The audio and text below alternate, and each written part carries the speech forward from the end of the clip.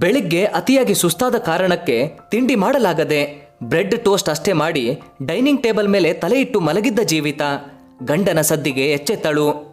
ಸಾರಿ summer, ಯಾಕೋ ಮೈಗೆ ಹುಷಾರಿಲ್ಲ, ಅದಕ್ಕೆ ತಿಂಡಿ ಮಾಡೋಕ್ಕಾಗಲಿಲ್ಲ ಎಂದು ಗಂಡನಿಂದ ಕಾಳಜಿಯ ಮಾತುಗಳನ್ನು ಎದುರು ನೋಡುತ್ತಿದ್ದ ಜೀವಿತಾಳಿಗೆ ಗಂಡನ ಕಟು ನುಡಿಗಳ ನಿಂದನೆ ಅತಿಯಾಗಿ ನೋಯಿಸುತ್ತೆ.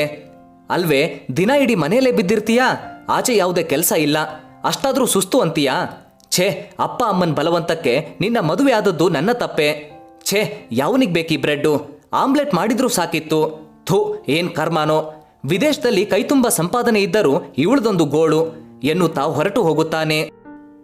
ಆತನ ಮಾತುಗಳನ್ನೇ ನೆನೆದು ದುಃಖಿಸುತ್ತಾ ಮನೆಯಲ್ಲಿ ಇದ್ದರೆ ಆರೋಗ್ಯ ಹಾಳಾಗಬಾರದೆ ಎಂದು ಕಣ್ಣೀರು ಹಾಕುವಾಗ ತಾಯಿಯ ಕರೆ ಬಂದದ್ದು ನೋಡಿ ತನ್ನ ದುಃಖವನ್ನು ಮರೆತು, ಹಲೋ ಮಾ, ಹೇಗಿದ್ದೀರಾ? ಅಪ್ಪಾಜಿ ಹೇಗಿದ್ದಾರೆ? ಆ ಕಡೆಯಿಂದ ತಾಯಿ ಮಧುಮತಿಯವರು, ಹಲೋ ಜೀವಿತಾ, ಹೇಗಿದ್ದಿ ಮಗಳೇ? ಅಮೆರಿಕದಲ್ಲಿ ಎಲ್ಲ ಸೆಟ್ ಆಗಿದೆನಾ ನಿನ್ಗೆ? ಅಳಿಯಂದ್ರು ನಿನ್ನ ಚೆನ್ನಾಗಿ ನೋಡ್ಕೊಳ್ತಿದ್ದಾರೆ ಅಲ್ವಾ? ಆಗ ಜೀವಿತ ತಾಯಿಯ ಮಾತಿಗೆ ಒತ್ತರಿಸಿ ಬರುವ ದುಃಖವನ್ನು ತಡೆದು, ಹಾಮ, ಸಮರ್ ತುಂಬಾ ಒಳ್ಳೆಯವರು, ನನ್ನನ್ನು ತುಂಬ ಚೆನ್ನಾಗಿ ನೋಡ್ಕೋತಾರೆ. ಇಲ್ಲಿ ಮನೆ ಕೆಲಸಕ್ಕೆ ಯಾರೂ ಸಿಗೋದಿಲ್ಲ ಅಮ್ಮ, ಎಲ್ಲ ಕೆಲಸ ನಾವೇ ಮಾಡಬೇಕು, ಅದಕ್ಕೆ ಸ್ವಲ್ಪ ಬ್ಯುಸಿ ಇದ್ದೆ ಅಮ್ಮ. ಅಂದಹಾಗೆ ಅಪ್ಪಾಜಿ ಹೇಗಿದ್ದಾರೆ? ಮಾತಾಡಬೇಕು ಅಮ್ಮ, ಸ್ವಲ್ಪ ಫೋನ್ ಕೊಡು. ಮಗಳ ಮಾತಿಗೆ ಎಚ್ಚೆತ್ತ ಮಧುಮತಿಯವರು ಹಾಸಿಗೆ ಮೇಲೆ ಸಾವಿಗೆ ಹತ್ತಿರ ಆಗುತ್ತಿರುವ ಪತಿಯೆಡೆಗೆ ದೀನಳಾಗಿ ನೋಡುತ್ತಾರೆ. ಚಿರಂಜೀವಿಯವರು ಕೈ ಸನ್ನೆ ಮಾಡುತ್ತಾ ಹೇಳಬೇಡ ಎಂದು ಕೈ ಮುಗಿಯುತ್ತಾರೆ. ಮಧುಮತಿ ಕಣ್ಣೀರು ಒರೆಸಿಕೊಂಡು, ಅದು ಜೀವಿತಾ, ಅಪ್ಪಾಜಿ ಆಚೆ ಹೋಗಿದ್ದಾರೆ ಅಮ್ಮ, ಬಂದ ತಕ್ಷಣ ನಿನ್ಗೆ ಫೋನ್ ಮಾಡೋಕೆ ಹೇಳ್ತೀನಿ, ಆಯ್ತಾ? ಆಗ ಜೀವಿತಾ, ಸರಿಮಾ, ಬಾಯ್ ಎಂದು ಫೋನ್ ಇಟ್ಟು ಹೋಗಿ ಹಾಸಿಗೆ ಮೇಲೆ ಮಲಗಿ ತಾನು ಮದುವೆಯಾಗಿ ಈ ವಿದೇಶಕ್ಕೆ ಬಂದ 3 ತಿಂಗಳ ಹಿಂದಿನ ನೆನಪಿಗೆ ಜಾರುತ್ತಾಳೆ. ದೂರದ ನೆಂಟರ ಪರಿಚಯದಿಂದ ಗೊತ್ತಾದವರ ಸಮರ್, ಅಮೆರಿಕದಲ್ಲಿ ಕೆಲಸ, ಒಳ್ಳೆಯ ಹುಡುಗ, ಇಷ್ಟು ಸಾಕಿತ್ತು. ಜೀವಿತಾಳ ತಂದೆ ತಾಯಿ ಮದುವೆಗೆ ಅಸ್ತು ಎಂದು ಮಗಳನ್ನು ಗಂಡನ ಜೊತೆಗೆ ದೂರದ ಅಮೆರಿಕಗೆ ಕಳಿಸಿಕೊಡುತ್ತಾರೆ.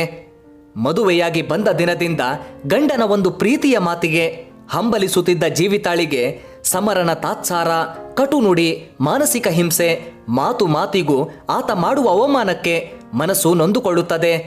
ತಾಯಿಯ ಮುಂದೆ ಎಷ್ಟೋ ಸಲ ಹೇಳಬೇಕೆಂದರೆ ಯಾವುದೋ ಹಿಂಜರಿಕೆ, ತನ್ನಿಂದ ಅಪ್ಪ ಅಮ್ಮನಿಗೇಕೆ ತೊಂದರೆ ಎಂದು ಯೋಚಿಸಿ ತಾನೊಬ್ಬಳೇ ನೋವನ್ನು ಅನುಭವಿಸುತ್ತಾಳೆ. ಒಂದು ವಾರದ ನಂತರ ತಾಯಿಗೆ ಫೋನ್ ಮಾಡಿದಾಗ ತಮ್ಮ ಕುಶಾಲ್ ಶ್ರೀಮಂತ ಮನೆತನದ ಹುಡುಗಿಯನ್ನು ರಿಜಿಸ್ಟರ್ ಮದುವೆ ಮಾಡಿಕೊಂಡು ಬಂದಿದ್ದು ತಿಳಿಯುತ್ತದೆ. ಜೀವಿತ ನಿಟ್ಟುಸಿರು ಬಿಟ್ಟು ತಾಯಿಗೆ ಸಮಾಧಾನ ಮಾಡಿ ಫೋನ್ ಇಡುತ್ತಾಳೆ. ಅದೇ ದಿನ ಮನೆಗೆ ಬೇಕಾದ ಸಾಮಾನುಗಳನ್ನು ಖರೀದಿಸಿಕೊಂಡು ಮನೆಗೆ ಬಂದಾಗ ಸಮರ್ ಶಿಯಾ ಎಂಬ ಹುಡುಗಿಯ ಜೊತೆ ಮಾತನಾಡುತ್ತಾ ಕುಳಿತಿದ್ದ. ಅದನ್ನು ನೋಡಿ ಏನೊಂದು ಮಾತನಾಡದೆ ಒಳ ಹೊರಟವಳನ್ನು ತಡೆದ ಸಮರ್, ಈಕೆ ನನ್ನ ಬಿಸ್ನೆಸ್ ಪಾರ್ಟ್ನರ್ ಶಿಯಾ ಡಿಸೋಜಾ ಎಂದಾಗ ಜೀವಿತ ಕೈ ಜೋಡಿಸಿ ನಮಸ್ತೆ ಎಂದು ಭಾರತೀಯ ಸಂಸ್ಕೃತಿಯ ಪ್ರಕಾರ ನಮಸ್ಕಾರ ಮಾಡಿದಳು. ಶಿಯಾ ಜೋರಾಗಿ ನಗುತ್ತಾ ವಾಟ್ ಶಿ ಡೂಯಿಂಗ್ ಸಮರ್ ಎಂದು ಮುಖ ಸೊಟ್ಟಗೆ ಮಾಡಿದಳು. ಸಮರ್ ಅವಮಾನವಾದಂತೆ ಛೇ ಎಂದು ಹಲ್ಲು ಕಡಿಯುತ್ತಾ, ಸರಿ ಸರಿ ಹೋಗು, ಶಿಯಾಗೋಸ್ಕರ ಏನಾದರೂ ಸ್ಪೆಷಲ್ ಊಟದ ವ್ಯವಸ್ಥೆ ಮಾಡು, ನಾವು ರೂಮ್ನಲ್ಲಿ ಬಿಸ್ನೆಸ್ ಡಿಸ್ಕಸ್ ಮಾಡ್ತಿರ್ತೀವಿ, ನಮಗೆ ತೊಂದರೆ ಕೊಡಬೇಡ ಎಂದು ಶಿಯಾಳನ್ನು ತನ್ನ ಬೆಡ್ರೂಮ್ಗೆ ಕರೆದುಕೊಂಡು ಹೋದ. ಗಂಡನ ಮೇಲೆ ಜೀವಿತಾಗೆ ಅತಿಯಾದ ಕೋಪ ಬಂತು.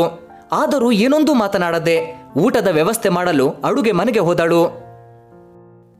ಜೀವಿತ ಊಟದ ತಯಾರಿ ಮಾಡಿ ಕಾಯುತ್ತಾ ಕುಳಿತಳು. ಆ ಇಬ್ಬರು ಸಂಜೆಯಾದರೂ ಆಚೆ ಬರದೇ ಇದ್ದುದನ್ನು ನೋಡಿ ಆಕೆಯ ತಾಳ್ಮೆಯ ಕಟ್ಟೆ ಒಡೆದು ಹೋಯಿತು. ಹೋಗಿ ಬಾಗಿಲು ತಟ್ಟುತ್ತಾಳೆ.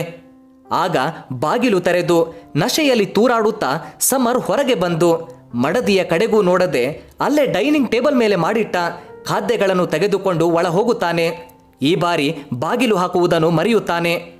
ಒಳಗಡೆ ಅರೆ ಬೆತ್ತಲೆಯಾಗಿ ಕುಳಿತಿದ್ದ ಶಿಯಾಳನ್ನು ನೋಡಿ ಜೀವಿತಾಳ ಮನಸ್ಸು ನುಚ್ಚು ನೂರಾಗುತ್ತೆ. ಕುರ್ಚಿಯ ಮೇಲೆ ಕುಸಿದು ಕುಳಿತು ಮನಸ್ಸೋ ಇಚ್ಛೆ ಆಡುತ್ತಾಳೆ. ತಾಯಿಯ ಫೋನ್ ಬರುವುದನ್ನು ನೋಡಿ ಕಣ್ಣೀರು ಒರೆಸಿಕೊಂಡು ಹಲೋ ಮಾ ಎಂದಾಗ ಹೆತ್ತ ಕರುಳಿಗೆ ಏನೋ ಅನುಮಾನ ಮೂಡಿ, ಜೀವಿತಾ ಮಗು, ಯಾಕೆ ಧ್ವನಿ ಒಂಥರ ಆಗಿದೆ? ಯಾಕಮ್ಮ, ಹುಷಾರಿದ್ದಿ ತಾನೆ? ತಾಯಿಯ ಮಾತಿಗೆ ದುಃಖ ತಡೆದುಕೊಂಡು, ಹಾಮ, ಸ್ವಲ್ಪ ನೆಗಡಿಯಾಗಿದೆ, ಅದಕ್ಕೆ ಮಾತು ಒಂಥರ ಇದೆ, ಸರಿಮಾ ಆಮೇಲೆ ಕಾಲ್ ಮಾಡ್ತೀನಿ ಎಂದು ಫೋನ್ ಇಟ್ಟಳು. ರೂಮ್ ಕಡೆಗೆ ನೋಡಲು ಗಂಡ ಬೇರೊಬ್ಬ ಹೆಣ್ಣಿನ ಜೊತೆಗೆ ಅರೆ ಬೆತ್ತಲೆ ಸ್ಥಿತಿಯಲ್ಲಿ ನೋಡಿ ಜೀವಿತಾಳ ಮನಸ್ಸು ಒಡೆದು ಹೋಗುತ್ತದೆ. ತುಸು ಸಮಯದ ಬಳಿಕ ತನ್ನ ಜೊತೆಗಾತಿಯನ್ನು ಮನೆಗೆ ಕಳುಹಿಸಿ ಒಳಬಂದ ಗಂಡನ ಮುಖ ನೋಡಿ ಜೀವಿತ ನಿರ್ಧರಿತ ಧ್ವನಿಯಲ್ಲಿ, ಮದುವೆ ಅನ್ನೋದು ಎರಡು ಮನಸ್ಸುಗಳ ಮಿಲನ ಅಂದ್ಕೊಂಡಿದ್ದೆ. ಅದು ಮಧುರ ಭಾವನೆಗಳ ಪ್ರತೀಕ. ನಿನ್ನಂಥವನಿಗೆ ಅದರ ಅರ್ಥ ಸಹ ಗೊತ್ತಿಲ್ಲ. ಹೆಂಡತಿ ಮುಂದೆ ಬೇರೊಬ್ಬಳ ಜೊತೆ ಹೀಗೆ, ಇದನ್ನು ಯಾವ ಹೆಣ್ಣು ಸಹಿಸಳು. ಗುಡ್ ಬೈ ಮಿಸ್ಟರ್ ಸಮರ್ ಎಂದಷ್ಟೇ ಹೇಳಿ ಮನೆಯಿಂದ ಬ್ಯಾಗ್ ಹಿಡಿದು ಆಚೆ ಬಂದಳು.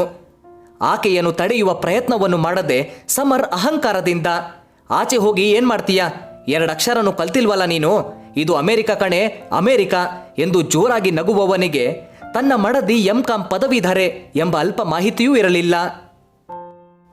ಈಗ 6 ತಿಂಗಳ ನಂತರ ತಾಯಿಗೆ ಫೋನ್ ಮಾಡಿದ ಜೀವಿತ ಸಂತೋಷದಿಂದ, ಹಲೋಮ್ಮ, ನನಗೆ ಬ್ಯಾಂಕೊಂದರಲ್ಲಿ ಕೆಲಸ ಸಿಕ್ಕಿತು. ಅದೇ ನನ್ನ ಸ್ನೇಹಿತೆ ಪ್ರೇರಣಾ ನನಗೆ ತುಂಬ ಸಹಾಯ ಮಾಡಿದಳು ಎಂದಳು. ಆಗ ತಾಯಿ ಮರಣಿಸಿದ ಪತಿಯ ಫೋಟೋ ಮುಂದೆ ನಿಂತು ದುಃಖ ಹೇಳದೆ, ಮಗಳ ಸಂತೋಷ ನಾಶ ಮಾಡುವ ಮನಸ್ಸಿಲ್ಲದೆ, ಒಳ್ಳೆದು ಮಗು, ಅಳಿಯಂದ್ರು ಹೇಗಿದ್ದಾರೆ? ಆಗ ಜೀವಿತ ಸಮರ್ನನ್ನು ನೆನೆದು, ಹಾಮ, ಇವತ್ತು ನಾನು ಈ ಕೆಲಸ ಮಾಡೋಕೆ, ಸ್ವಾವಲಂಬಿಯಾಗಿ ಬದುಕೋಕೆ ಅವರೇ ಕಾರಣ ಎಂದು ನಿಟ್ಟುಸಿರು ಬಿಡುತ್ತಾಳೆ. ಸರಿ ಕಂದ, ಒಳ್ಳೆಯದು ಎಂದು ತಾಯಿ ಹೇಳಿದಾಗ ಜೀವಿತ ತಾಯಿಯ ಧ್ವನಿಯ ಬದಲಾವಣೆಯನ್ನು ಗುರುತಿಸಿ, ಯಾಕಮ್ಮ ಧ್ವನಿ ಒಂಥರ ಇದೆ, ಏನಾದರೂ ಸಮಸ್ಯೆನಾ? ಅಪ್ಪಾಜಿಯಲ್ಲಿ ನಾನು ಪ್ರತಿ ಬಾರಿ ಫೋನ್ ಮಾಡಿದಾಗ ನೀನು ಏನೋ ಒಂದು ಕಾರಣ ಹೇಳ್ತೀಯ, ಅಪ್ಪನಿಗೆ ಫೋನೇ ಕೊಡೋದಿಲ್ಲ ಎಂದಳು. ಮಧುಮತಿಯವರು ಹೇಳಲಾಗದೆ, ಅದು ಜೀವಿತ, ನಿಮ್ಮಪ್ಪ ವಾಕಿಂಗ್ಗೆ ಹೋಗಿದ್ದಾರೆ, ಬಂದ ತಕ್ಷಣ ಫೋನ್ ಮಾಡೋಕೆ ಹೇಳ್ತೀನಿ, ಸರಿನಾ ಎಂದರು. ಆಗ ಜೀವಿತ, ಸರಿಮಾ, ಮರಿಬೇಡ, ಯಾಕೋ ಅಪ್ಪಾಜಿ ನೆನಪು ತುಂಬ ಕಾಡ್ತಿದೆ. ಅದಕ್ಕೆ ಮಧುಮತಿ, ಸರಿನಮ್ಮ ಎಂದು ಫೋನ್ ಇಟ್ಟು ಕುಸಿದು ಕುಳಿತು ಕಣ್ಣೀರು ಹಾಕುತ್ತಾರೆ. ಆಗ ಮನೆಗೆ ಬಂದ ಬ್ಯಾಂಕ್ ಅಧಿಕಾರಿಗಳು, ನೋಡಿಮಾ, ನಿಮ್ಮ ಮಗನ ಬಿಸ್ನೆಸ್ ಕಾರಣಕ್ಕೆ ಚಿರಂಜೀವಿ ಪಾಟೇಕರ್ ಅವರು ಈ ಮನೆನ ಬ್ಯಾಂಕ್ಗೆ ಬರೆದು ಕೊಟ್ಟಿದ್ದಾರೆ. ನಿಮ್ಮ ಮಗ ಕುಶಾಲ್ ಸಾಲದ 1 ಕಂತನ್ನೂ ಕಟ್ಟಿಲ್ಲ. ಇವತ್ತೇ ಬಂದು ಹಣ ಕಟ್ಟೋಕೆ ಹೇಳಿ, ಇಲ್ಲ ಅಂದ್ರೆ ಮುಂದಿನ ವಾರವೇ ಮನೆಯನ್ನ ಹರಾಜು ಹಾಕಬೇಕಾಗುತ್ತೆ. ನಾವು ಈಗಾಗಲೇ ಕಳಿಸಿದ ನೋಟಿಸ್ಗೆ ಉತ್ತರ ಸಹ ಕೊಟ್ಟಿಲ್ಲ. ಮುಂದಿನ ಪರಿಣಾಮಕ್ಕೆ ನಮ್ಮನ್ನ ಹೊಣೆ ಮಾಡಬೇಡಿ ಎಂದು ಹೇಳಿ ಹೊರಟು ಹೋಗುತ್ತಾರೆ. ಮಧುಮತಿ ಗಂಡನ ಮನೆ ಹರಾಜು ಎಂದು ತಿಳಿದು ಗಾಬರಿಗೊಂಡು ಮಗನಿಗೆ ಫೋನ್ ಮಾಡಿದಳು. ಆತ ಉಡಾಫೆಯ ಮಾತನಾಡಿದ, ಹರಾಜಾದ್ರೂ ಆಗಲಿ ಬಿಡು ಎಂದ. ಹೆತ್ತ ಕರಳು ಸಂಕಟ ಪಡುತ್ತಾ, ಹಾಗಲ್ಲ ಕುಶಾಲ್, ನೀನು ಮದುವೆಯಾಗಿ ಹೆಂಡತಿ ಮನೆ ಸೇರ್ಕೊಂಡೆ, ನಿಮ್ಮ ತಂದೆಯ ಮರಣದ ಸಮಯದಲ್ಲೂ ಬರಲಿಲ್ಲ, ಈಗ ಮನೆಯೂ ಹೋದ್ರೆ ನಾನು ಎಲ್ಲಿಗೆ ಹೋಗಲಿ ಎಂದು ದುಃಖಪಟ್ಟಳು. ಆ ಕಡೆ ಕುಶಾಲ್ ಸೊಕ್ಕಿನಿಂದ, ಯಾಕಮ್ಮ ಯೋಚಿಸ್ತೀಯಾ, ನಿಮ್ಮಂಥವರಿಗಾಗಿ ಮೀರಾಬಾಯಿ ಮೋಕ್ಷ ಎಂಬ ವೃದ್ಧಾಶ್ರಮ ನಡೆಸ್ತಿದ್ದಾರೆ, ಅಲ್ಲಿಗೆ ಹೋಗು ಎಂದು ಫೋನ್ ಕಟ್ ಮಾಡಿದ. ಮಗನ ಮಾತಿನಿಂದ ತೀರಾ ನೊಂದ ಮಧುಮತಿಯವರು ಬೇರೆ ದಾರಿ ಇರದೆ ಕುಸಿದು ಕುಳಿತು ಬಿಡುತ್ತಾರೆ, ತುಂಬಾ ಅಳುತ್ತಾರೆ. ಮರುದಿನ ಮೀರಾಬಾಯಿ ಕರೆ ಮಾಡಿ, ಹಲೋ, ನಾವು ಮೋಕ್ಷ ವೃದ್ಧಾಶ್ರಮದಿಂದ ಕರೆ ಮಾಡ್ತಿದ್ದೇವೆ, ನಿಮಗೆ ನಮ್ಮಲ್ಲಿರೋಕೆ ವ್ಯವಸ್ಥೆಯಾಗಿದೆ, ನೀವು ನಾಳೆ ಬರಬಹುದು ಎಂದಾಗ ಮಧುಮತಿ ಸರಿ ಎಂದು ದುಃಖಿಸುತ್ತಾ ಮಲಗಿಬಿಡುತ್ತಾರೆ. ಮರುದಿನ ಗಂಡನ ಫೋಟೋ ಹಿಡಿದುಕೊಂಡು ಇನ್ನೇನು ಹೋಗಬೇಕು, ಬಾಗಿಲು ಬಡಿದ ಸದ್ದಾಗುತ್ತದೆ. ಹೋಗಿ ಬಾಗಿಲು ತೆರೆದು ನೋಡಿದರೆ ಮಗಳು ಜೀವಿತ ನಿಂತಿದ್ದಳು. ಮಗಳನ್ನು ನೋಡಿ ಮಧುಮತಿ ಇಷ್ಟು ದಿನ ಸಹಿಸಿಕೊಂಡ ದುಃಖವನ್ನು ತಡೆಯಲಾರದೆ ಮಗಳನ್ನು ಅಪ್ಪಿಕೊಂಡು ಜೋರಾಗಿ ಅಳಲು ಶುರು ಮಾಡಿದಳು. ತಾಯಿಯ ಬರಿದಾದ ಹಣೆ, ಕತ್ತಲ್ಲಿ ಇರದ ತಾಳಿಸರ, ಆ ಬಿಳಿಯ ಸೀರೆ ನೋಡಿ ಶಾಕ್ನಿಂದ ತಾಯಿಯನ್ನು ನೋಡುತ್ತಾಳೆ. ನಂತರ ಗೋಡೆಯ ಮೇಲೆ ತಂದೆಯ ಭಾವಚಿತ್ರ ನೋಡಿ ನಂಬಲಾಗದೆ ತಾಯಿಯನ್ನು ಹಿಡಿದು ಅಳತೊಡಗಿದಳು. ಏನಾಯ್ತು ಅಮ್ಮ ಎಂದು ಕೇಳಿದ ಮಗಳನ್ನು ಒಳಗೆ ಕರೆದುಕೊಂಡು ಹೋಗಿ ಅಳುತ್ತಾ, ನನ್ನನ್ನು ಕ್ಷಮಿಸು ಮಗಳೇ, ನಿಮ್ಮ ತಂದೆ ನಿನ್ನನ್ನು ಮೊದಲ ಮಗ ಅನ್ನುತ್ತಿದ್ದರು. ಈ ಮನೆಗಾಗಿ ನಿನ್ನ ತಂದೆಯ ಹಾಗೆ ನೀನು ಕಷ್ಟಪಟ್ಟು ದುಡಿದಿದ್ದೀಯ, ನಿನಗೆ ಒಳ್ಳೆಯ ಜೀವನ ಕೊಡೋದು ನಿಮ್ಮಪ್ಪನ ಕನಸಾಗಿತ್ತು.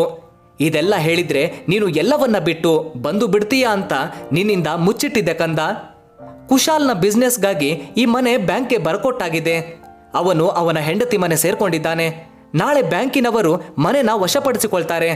ಅದಕ್ಕೆ ನಾನು ವೃದ್ಧಾಶ್ರಮಕ್ಕೆ ಹೋಗ್ತಿದ್ದೆ ಕಂದ ಎಂದು ಮಧುಮತಿ ಕಣ್ಣೀರಿಟ್ಟರು. ಬೇಡಮ್ಮ, ನಾನಿನ್ನು ಜೀವಂತವಾಗಿದ್ದೀನಿ, ನೀನು ನನ್ನ ಜೊತೆಗಿರು ಎಂದು ಅಮ್ಮನ ಕಣ್ಣೀರನ್ನು ಒರೆಸಿದಳು ಜೀವಿತ. ಅದಕ್ಕೆ ಮಧುಮತಿ, ಬೇಡ ಕಂದ, ನಿನ್ನ ಸಂಸಾರ ಚೆನ್ನಾಗಿರಬೇಕು, ನಾನು ಬಂದು ಅಲ್ಲಿರೋದು ನಿನ್ನ ಗಂಡನಿಗೆ ಹಿಡಿಸದಿರಬಹುದು ಎಂದಾಗ ತನ್ನ ಹಾಗೂ ಸಮರ್ ನಡುವೆ ಬಿರುಕು ಬಿಟ್ಟು ದೂರವಾದ ವಿಷಯವನ್ನು ಜೀವಿತ ತಾಯಿಗೆ ಹೇಳಿದಳು.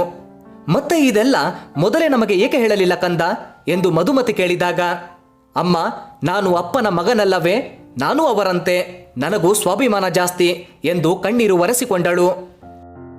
ತಾಯಿ ಮಗಳಿಗೆ, ಮಗಳು ತಾಯಿಗೆ ಸಮಾಧಾನ ಮುಂದುವರೆದಿತ್ತು. ಅಮ್ಮ, ದಿಕ್ಕೆಟ್ಟು ನಿಂತ ವಿದೇಶದಲ್ಲಿ ನನ್ನ ಸ್ನೇಹಿತೆ ಪ್ರೇರಣಾ ಬ್ಯಾಂಕಿಂಗ್ ಕೋರ್ಸ್ ಮಾಡಿಸಿ ನನಗೆ ಬ್ಯಾಂಕೊಂದರಲ್ಲಿ ಕೆಲಸ ಕೊಡಿಸಿದಳು. ಆ 6 ತಿಂಗಳು ನಾನು ಯಾವ ಕೆಲಸ ಸಿಕ್ಕರೂ ಮಾಡಿದೆ. ಈಗ ಪ್ರಮೋಷನ್ ಸಿಕ್ಕಿತು. ಭಾರತಕ್ಕೆ ಬಂದು ಬಿಟ್ಟೆ. ನಾನು ಅಲ್ಲಿ ಹೋದ ದಿನದಿಂದಲೂ ಒಂದಲ್ಲ ಒಂದು ದಿನ ಮರಳಿ ಭಾರತಕ್ಕೆ ಬರುತ್ತೇನೆ ಅನಿಸುತ್ತಿತ್ತು. ಆ ವ್ಯಕ್ತಿಯ ತಾತ್ಸಾರಕ್ಕೆ ಈ ನಿನ್ನ ಮಗಳು ಸೋತಳಮ್ಮ. ಅದಕ್ಕೆ ಎಲ್ಲವನ್ನು ಬಿಟ್ಟು ಬಂದೆ. ಇನ್ನು ಮೇಲೆ ನಾನು ನಿನ್ನ ಜೊತೆಗೇ ಇರುತ್ತೇನೆ ಎಂದು ತಾಯಿಯನ್ನು ಅಪ್ಪಿಕೊಂಡಳು. ಮರುದಿನ ಬ್ಯಾಂಕ್ ಸಾಲ ತೀರಿಸಿ ಮನೆಯನ್ನು ಸಾಲ ಮುಕ್ತ ಮಾಡಿ ಮನೆಯ ಪತ್ರಗಳನ್ನು ತಾಯಿಯ ಕೈಗೆ ಕೊಡುತ್ತಾ, ತಗೊಳಮ್ಮ ನಿನ್ನ ಮನೆಯ ಪತ್ರ. ನನ್ನ ಉಳಿತಾಯದ ಹಣದಿಂದ ಮನೆಯ ಸಾಲ ತೀರಿಸಿದೆ. ನನ್ನ ಸಂಪಾದನೆಯ 1/4 ಭಾಗವನ್ನು ಮೋಕ್ಷ ವೃದ್ಧಾಶ್ರಮಕ್ಕೆ ನೀಡಲು ತೀರ್ಮಾನಿಸಿದ್ದೇನೆ. ಅಲ್ಲಿರುವ ವೃದ್ಧರು ಯಾರದೋ ತಂದೆ ತಾಯಿಯಾಗಿರುತ್ತಾರೆ. ಅವರ ವ್ಯವಸ್ಥೆಯಲ್ಲಿ ಯಾವುದೇ ಕಡಿಮೆ ಬೀಳಬಾರದು. ಸರಿಮಾ, ನನಗೆ ಸಮಯ ಆಯಿತು, ಕೆಲಸಕ್ಕೆ ಹೋಗಿ ಬರುತ್ತೇನೆ.